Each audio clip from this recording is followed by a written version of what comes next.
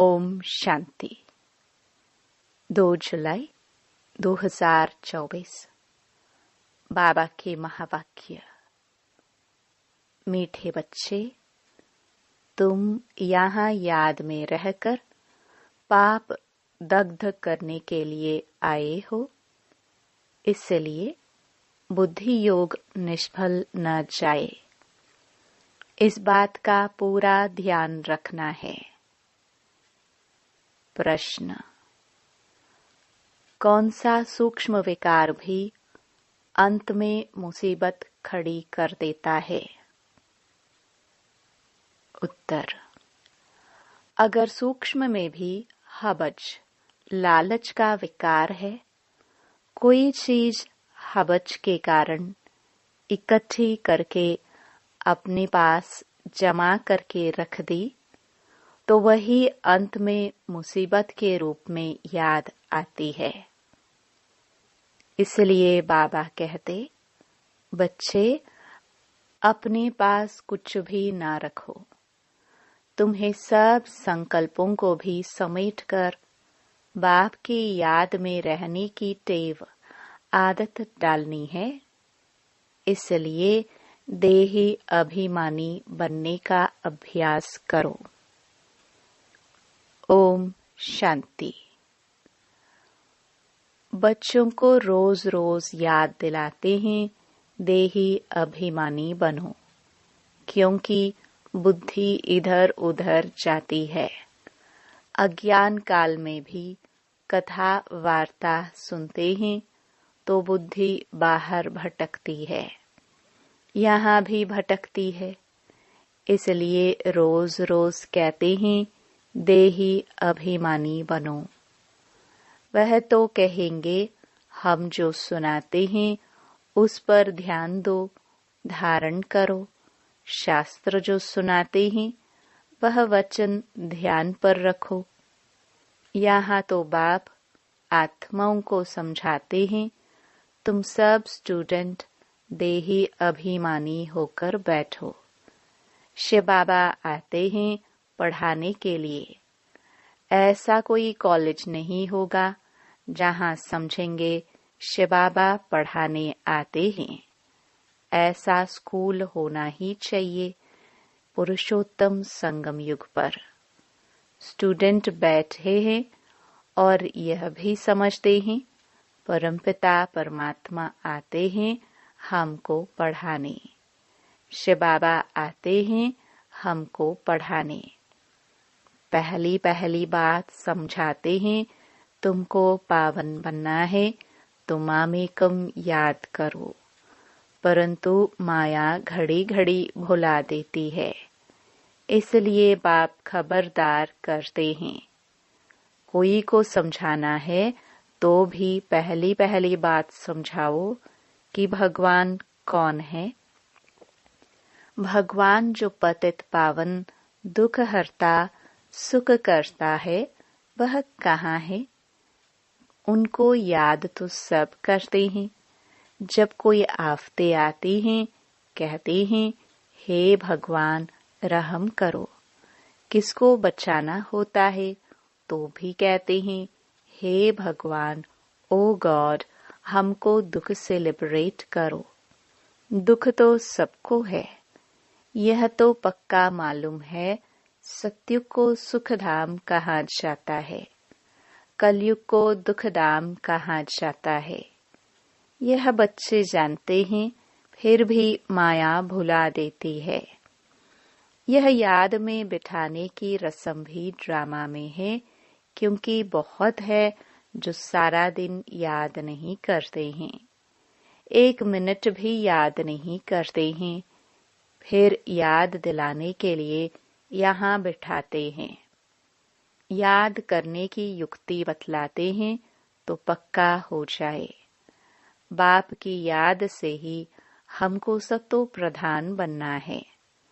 सतो प्रधान बनने की बाप ने फर्स्ट क्लास रियल युक्ति बताई है।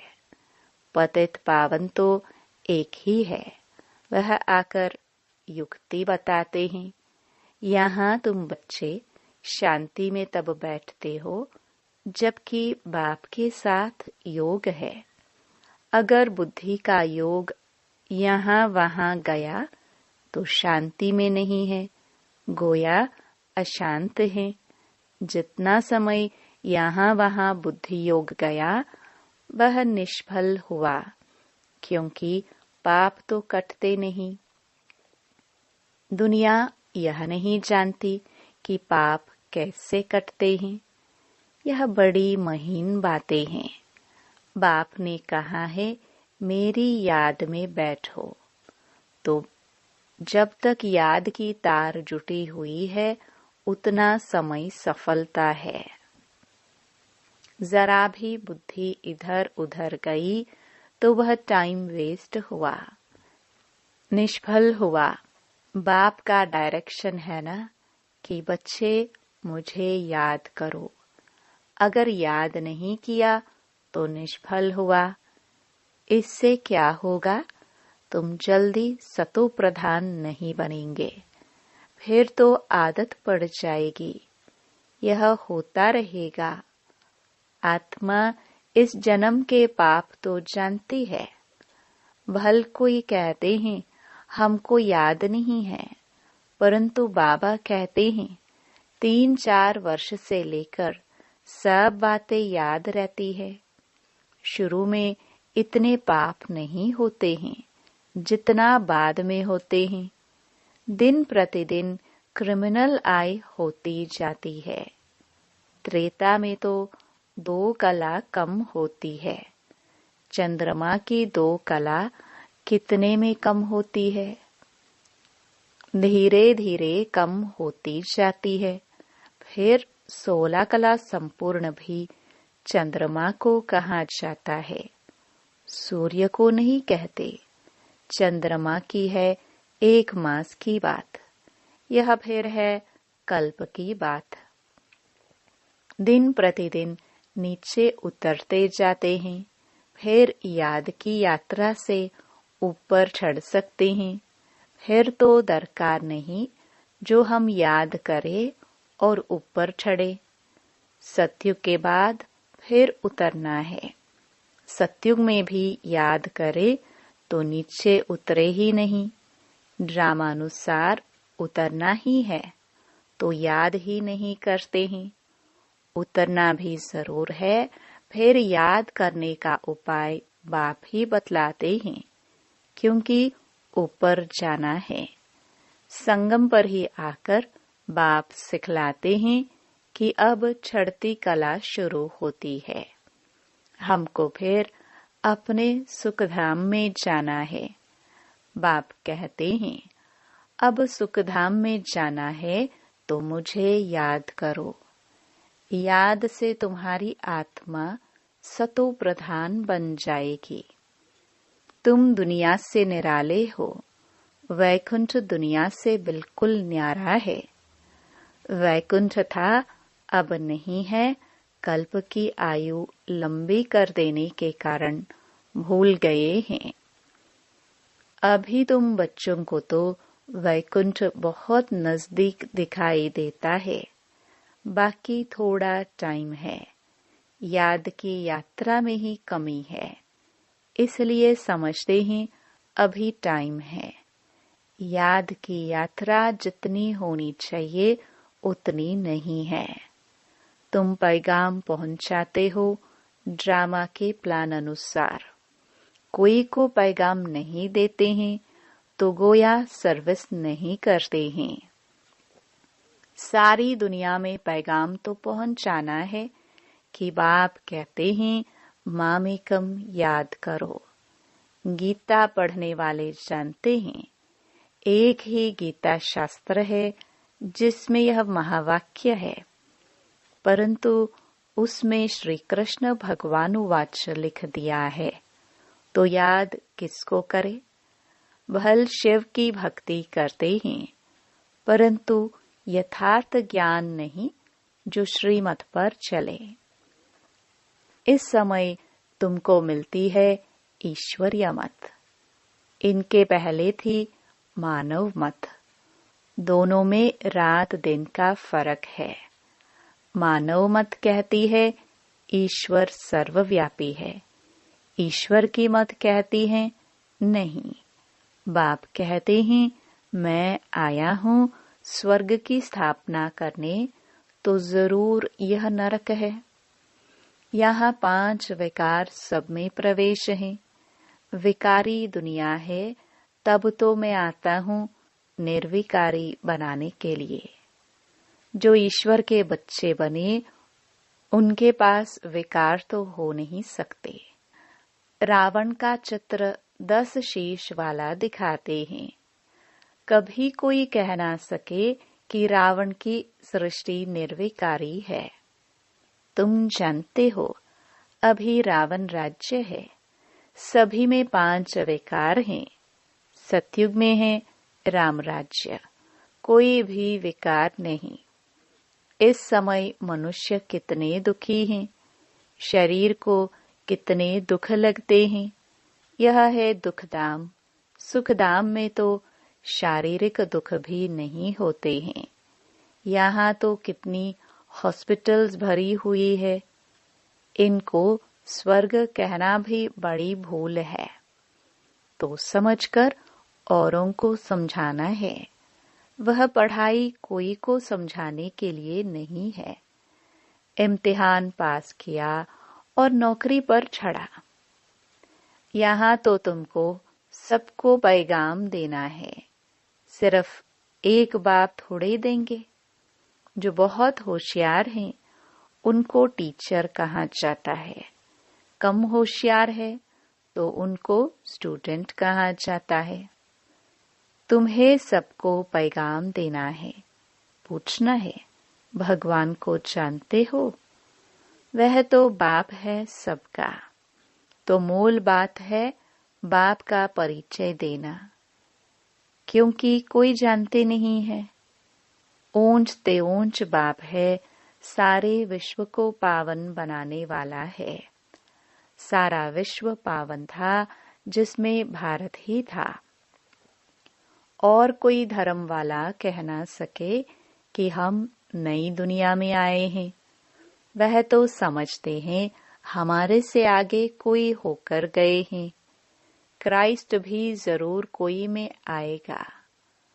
उनके आगे जरूर कोई थे।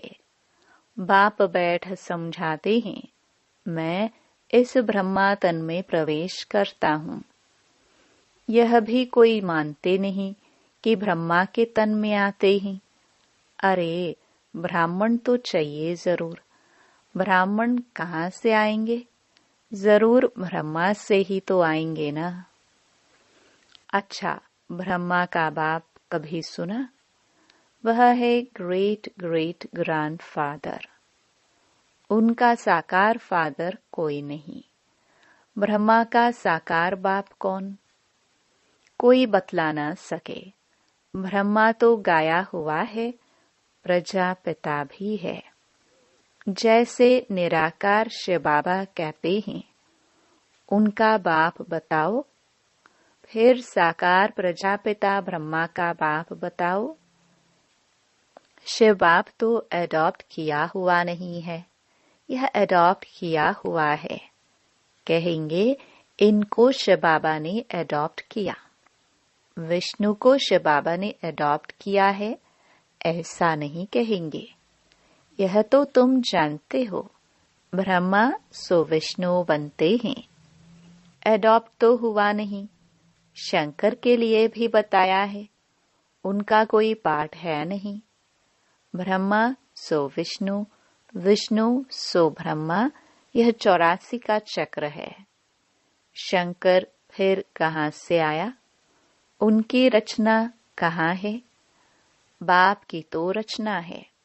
वह सब आत्माओं का बाप है। और ब्रह्मा की रचना है सब मनुष्य। शंकर की रचना कहाँ है? शंकर से कोई मनुष्य दुनिया नहीं रची जाती। बाप आकर यह सब बातें समझाते हैं, फिर भी बच्चे घड़ी घड़ी भूल जाते हैं। हर एक की बुद्धि नंबरवार है ना। जितनी बुद्धि उतनी टीचर की पढ़ाई धारण कर सकते हैं। यह है बेहद की पढ़ाई। पढ़ाई के अनुसार ही नंबरवार पद पाते हैं। भल पढ़ाई एक ही है, मनुष्य से देवता बनने की, परंतु डिनास्टी बनती है ना।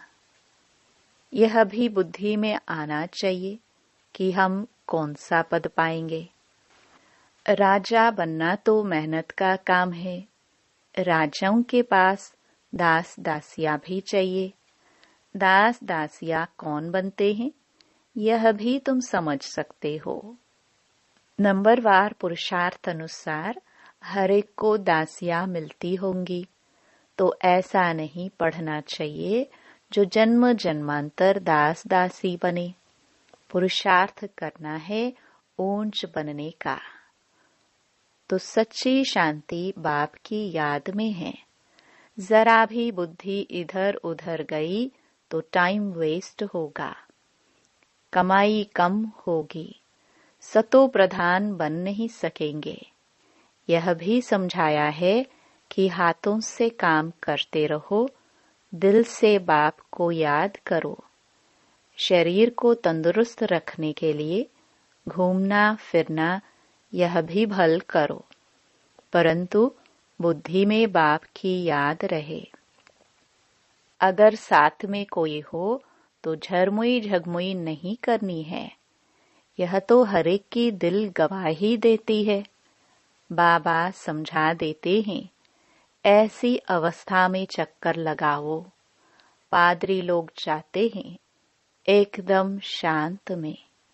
तुम लोग ज्ञान की बातें सारा समय तो नहीं करेंगे, फिर जबान को शांत में लाकर शिव बाबा की याद में रेस करनी चाहिए। जैसे खाने के समय बाबा कहते हैं, याद में बैठकर खाओ, अपना चाट देखो। बाबा अपना तो बताते हैं कि हम भूल जाते हैं। कोशिश करता हूँ, बाबा को कहता हूँ, बाबा हम पूरा समय याद में रहूंगा। आप हमारा खांसी बंद करो, शुगर कम करो। अपने साथ जो मेहनत करता हूँ वह बताता हूँ, परंतु मैं खुद ही भूल जाता हूँ, तो खांसी कम कैसे होगी। जो बातें बाबा के साथ करता हूँ वह सच सुनाता हूँ। बाबा बच्चों को बता देते हैं, बच्चे बाप को नहीं सुनाते। लज्जा आती है। झाड़ू लगाओ, खाना बनाओ, तो भी शिव बाबा की याद में बनाओ तो ताकत आएगी। यह भी युक्ति चाहिए, इसमें तुम्हारा ही कल्याण होगा। फिर तुम याद में बैठेंगे तो औरों को भी कशिश होगी। एक दो को कशिश तो होती है ना। जितना तुम जास्ती याद में रहेंगे उतना सन्नाटा अच्छा हो जाएगा।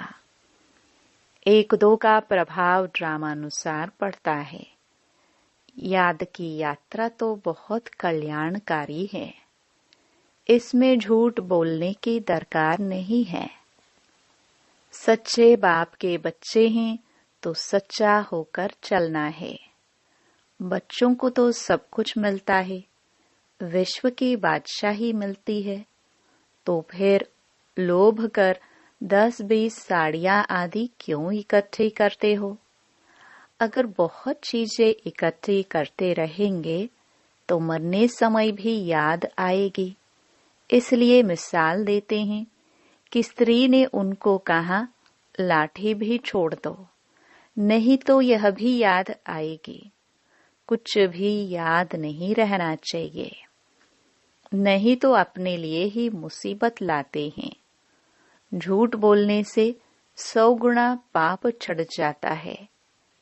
शिव बाबा का भंडारा सदैव भरा रहता है।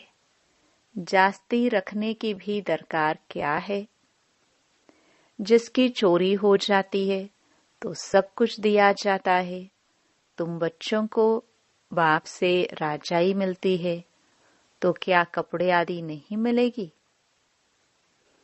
सिर्फ फालतू खर्चा नहीं करनी चाहिए, क्योंकि अबलाएं ही मदद करती हैं स्वर्ग की स्थापना में उनके पैसे ऐसे बर्बाद भी नहीं करने चाहिए। वह तुम्हारी परवरिश करते हैं तो तुम्हारा काम है उन्हों की परवरिश करना, नहीं तो 100 गुना पाप सिर पर चढ़ता है। अच्छा, मीठे मीठे सिखिलदे बच्चों प्रति माता पिता बाप दादा का याद प्यार और गुड मॉर्निंग। रूहानी बाप की रूहानी बच्चों को नमस्ते। धारणा के लिए मुख्य सार। पहला, बाप की याद में बैठते समय जरा भी बुद्धि इधर उधर नहीं भटकनी चाहिए। सदा कमाई जमा होती रहे, याद ऐसी हो जो सन्नाटा हो जाए। दूसरा, शरीर को तंदुरुस्त रखने के लिए घूमने फिरने जाते हो तो आपस में झरमुई झगमुई पर चिंतन नहीं करना है। जबान को शांत में रख बाप को याद करने की रेस करनी है। भोजन भी बाप की याद में खाना है। वरदान। निश्चय बुद्धि बन कमजोर संकल्पों की जाल को समाप्त करने वाले सफलता संपन्न भव। अभी तक मेजॉरिटी बच्चे कमजोर संकल्पों को स्वयं ही इमर्ज करते हैं। सोचते हैं पता नहीं होगा या नहीं होगा, क्या होगा। यह कमजोर संकल्प ही दीवार बन जाते हैं और सफलता उस दीवार के अंदर छिप जाती है। माया कमजोर संकल्पों की जाल बिछा देती है, उसी जाल में फंस जाते हैं। इसलिए मैं निश्चय बुद्धि विजयी हूँ। सफलता मेरा जन्म सिद्ध अधिकार है। इस स्मृति से कमजोर संकल्पों को समाप्त करो। स्लोगन।